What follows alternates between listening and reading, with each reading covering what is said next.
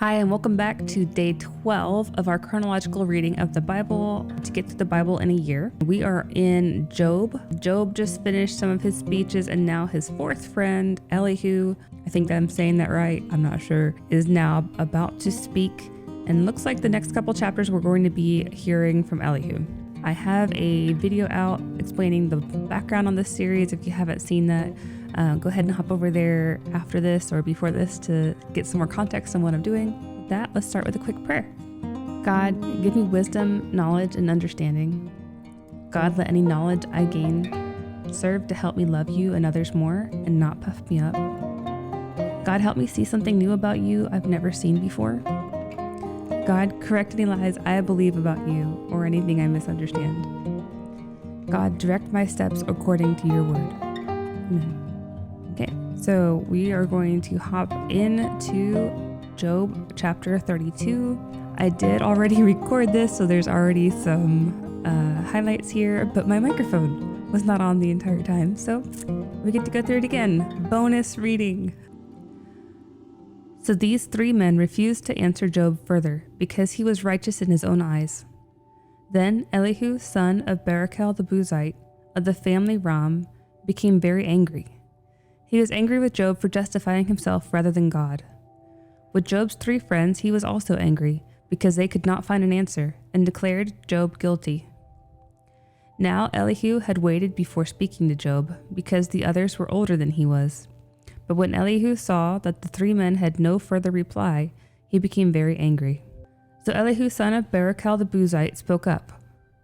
I am young, but you are elderly. That is why I was fearful, and afraid to explain to you what I know. I said to myself, age should speak, and length of years should make wisdom known. But it is a spirit in people, the breath of the Almighty, that makes them understand. It is not the aged who are wise, nor old men who understand what is right. Therefore I say, listen to me. I, even I, will explain what I know. Look, I waited for you to speak. I listened closely to your wise thoughts while you were searching for words. Now, I was paying you close attention, yet there was no one proving Job wrong. Not one of you was answering his statements. So do not say, we have found wisdom. God will refute him, not man. Job has not directed his words to me, and so I will not reply to him with your arguments. They are dismayed and cannot answer any more. They have nothing left to say. And I have waited. But because they do not speak, because they stand there and answer no more, I too will answer my part. I too will explain what I know, for I am full of words, and the spirit within me constrains me.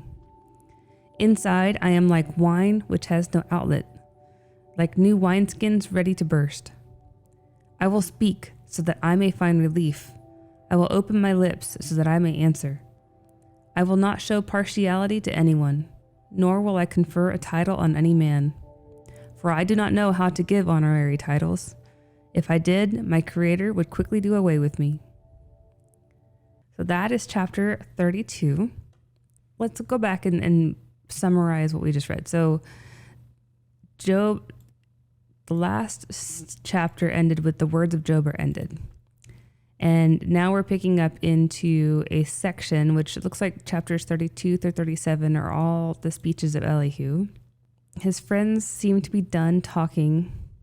They seem to be irritated with Job because he's righteous in his own eyes, so he doesn't think he did anything wrong.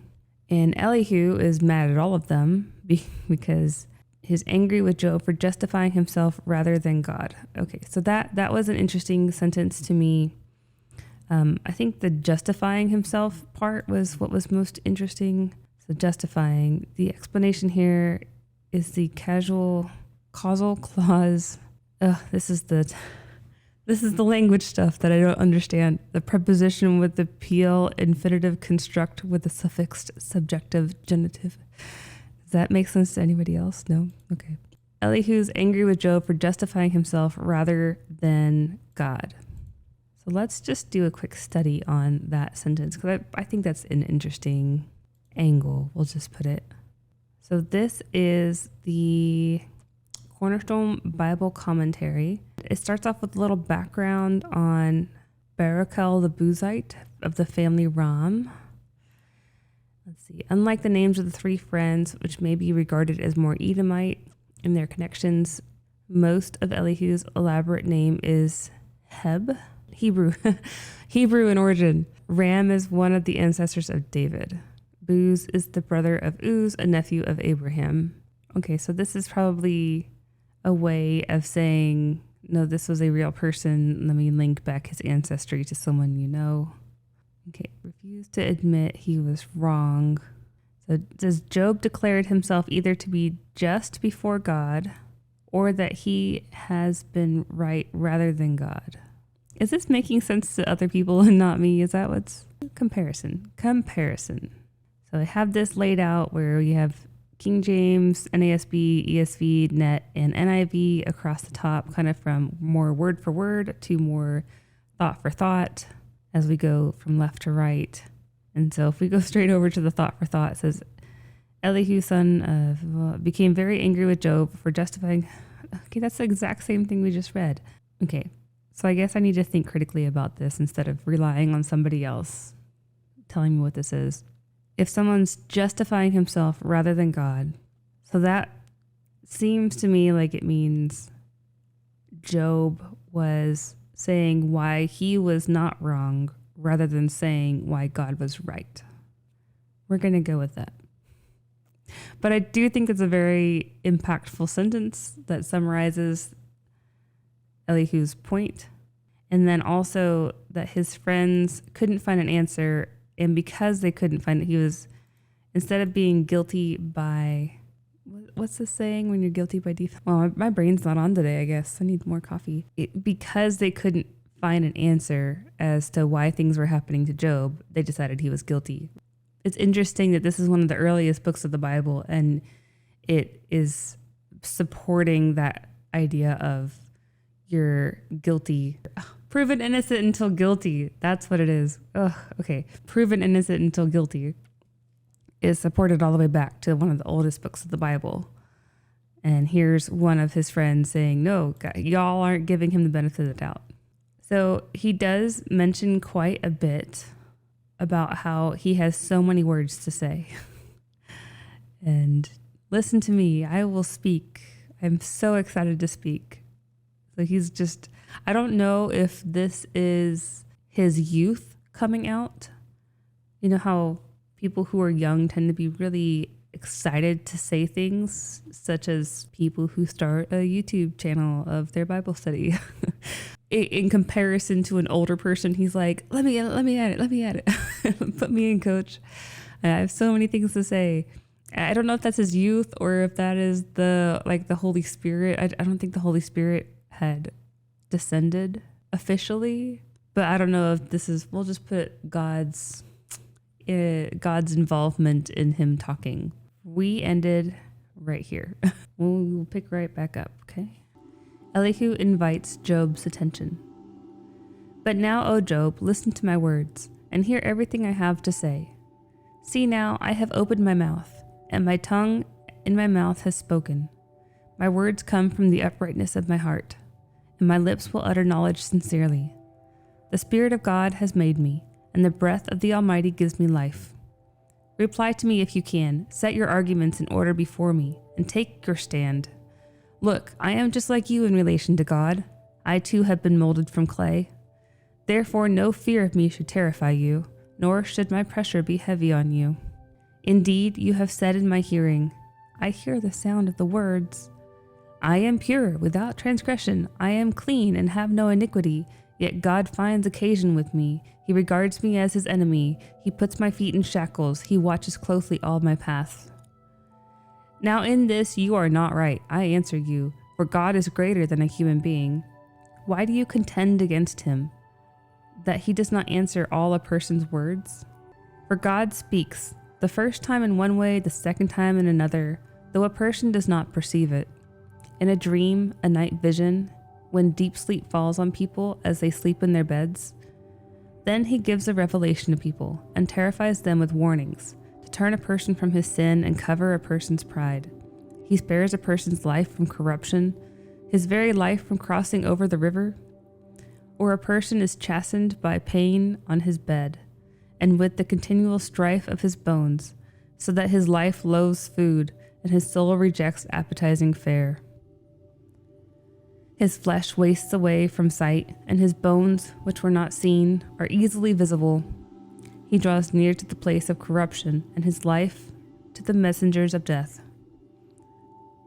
If there is an angel beside him, one mediator out of 1,000, to tell a person what constitutes his uprightness.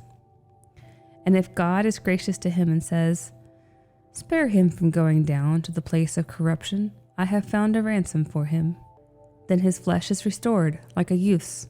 He returns to the days of his youthful vigor. He entreats God, and God delights in him.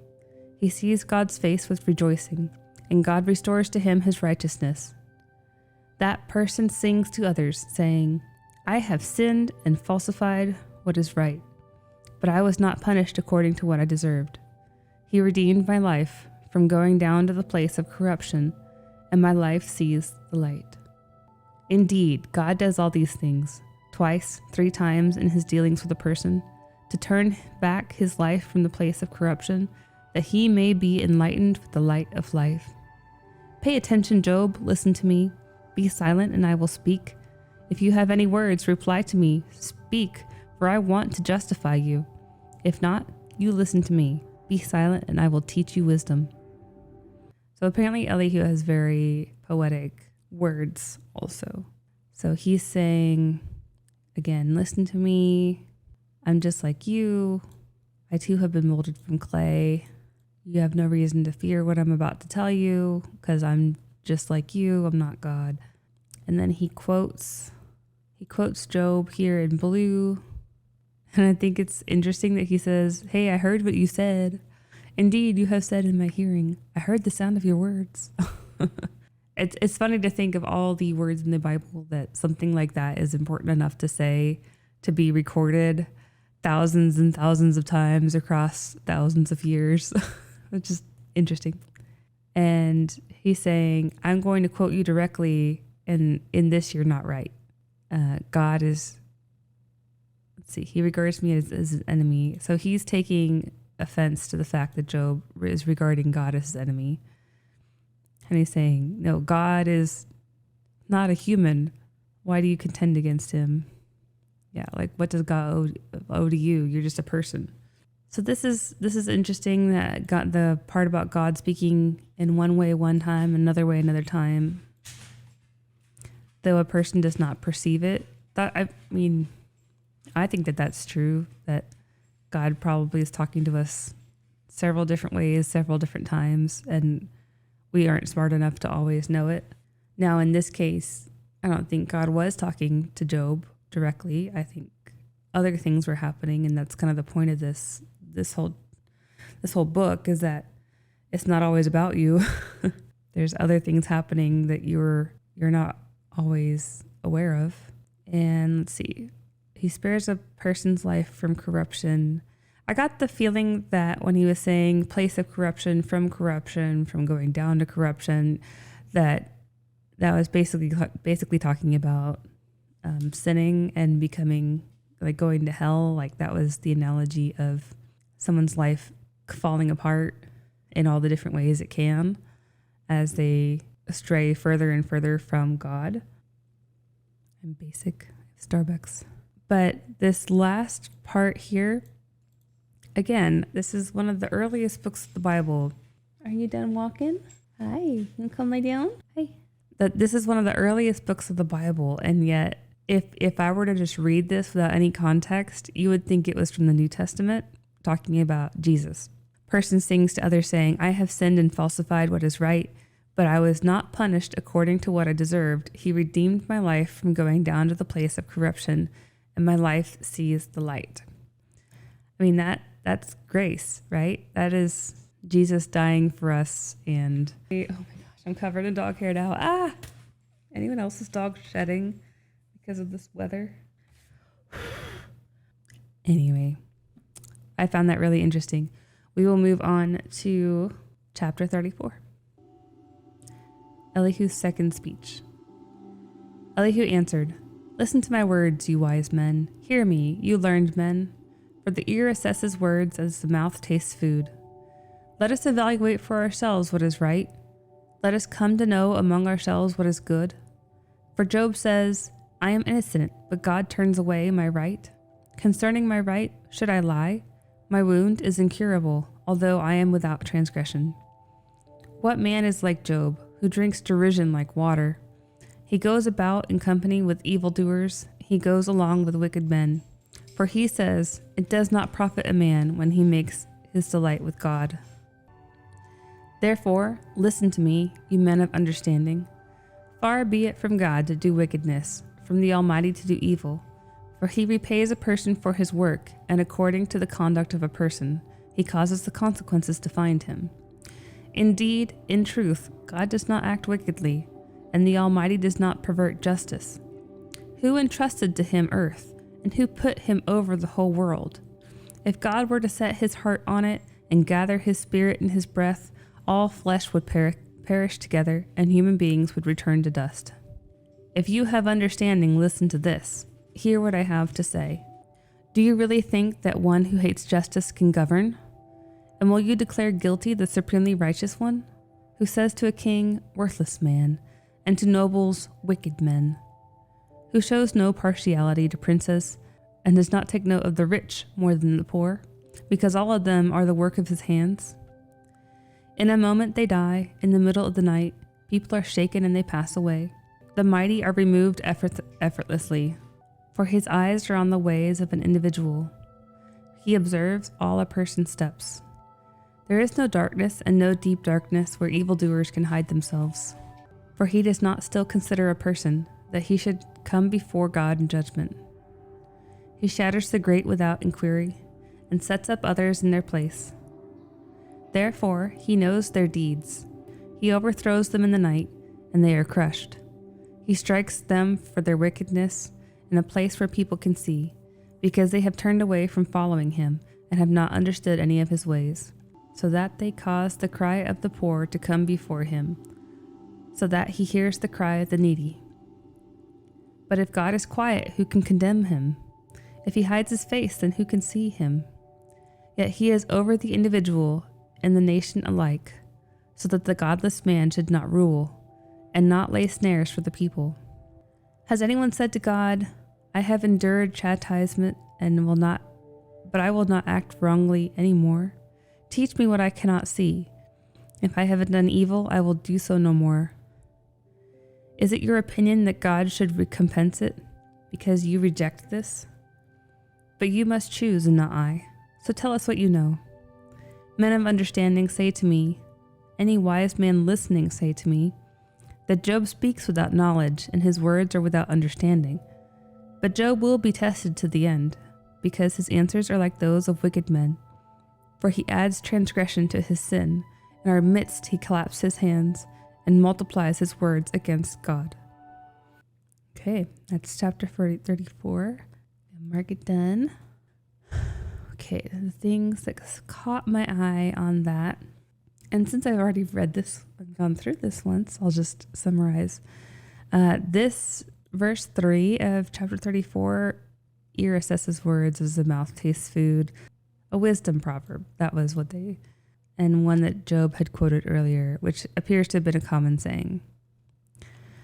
And then he quotes Job again. So Elihu's doing something that we haven't seen a lot of the other guys do, and that's where he's quoting Job correctly, directly, and using Job's name as opposed to just speaking to him, like speaking down to him and assuming what he might have done.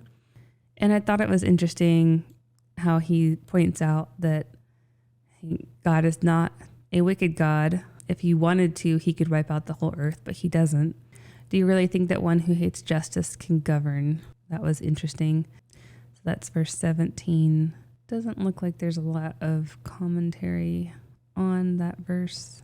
And a lot of this is the poetry that sometimes I'm not the best at understanding and getting the most out of. That could be something that a deeper dive into Job might reveal. I do have my NIV study Bible in front of me. to see if that has any notes that would be useful. Let's see, in verse 17. Yeah, there's no notes on verse 17. But I mean, I feel like I got the context of what was happening here, that God can do anything because he created anything. Like, there is no place where they can hide from God. And if you stop following God, then he can find you and condemn you. But if God is quiet, who can condemn him? You can't. And it's foolish to rebel against God, because what are you going to do? You can't. Okay, so I highlighted this part here because I have endured chastisement, but I will not act wrongly anymore. Teach me what I cannot see. If I have done evil, I will do so no more. He says, has anyone said that to God? I'm pretty sure people have. And I kind of feel like that's what Job was saying. Like, hey, if I did something wrong, let me know. I won't do it anymore. I'll take my punishment for it. I feel like that's what Job was saying. But maybe I was wrong with that. Any notes on this? If we study. Oh, there it is. Cornerstone. This is verse 31 and 32. So why don't people say to God, that verse, wall follows Forer and others in making God the subject. Should God say to you, I have erred, but I will do wrong no longer. I will do wrong no longer.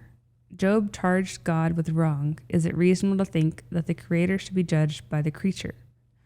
This interpretation is a speculative emendation of the text, but it has advantage of clarifying the subject for the next verse. So there must be some uncertainty as to exactly who the subject is of this. Like, is this God the one saying he won't act wrong anymore? Okay, there must be more to this. 31 and 32 in the commentary. 31, 32. The underlying Hebrew is somewhat enigmatic in this context. Unlike his friends, Elihu never condemned Job for particular transgressions. He did say that Job was wrong in thinking he could pass judgment on what was right or best for his life. No one can determine how and when the judgment of God should come, and that is also true for Job in his own situation. I think that's one of the points of this book. Okay, I still don't fully understand verse 31 and 32, but moving on, yeah, it looks like he's basically saying adds transgression to his sin by speaking against God. Okay, with that, we'll end today, and I hope to see you back tomorrow for day 13. We're going to hear more of Elihu's speeches. I do think it's interesting that it's labeled his first speech, and then nobody else talks, and then his second speech. Like, he has like a list of speeches ready to go. He's so excited to talk that he's written out 3 of them at this point, right? So we're going to hear Elihu's third speech tomorrow, and I think for the next 2 chapters, three chapters. Yeah, so all of tomorrow we'll be hearing more from Elihu. Oh, and then the day after that we hear God speak. Hey, that's fun. I've been looking forward to that, because I think, I've read this before, and I do think that God's kind of comeback on all of this is both humbling and enjoyable at the same time. I don't know. It's one of the mic drop moments of the Old Testament. There aren't a whole lot, I feel like, but this is one of them. So, all right, with that, have a great day, and I will see you later.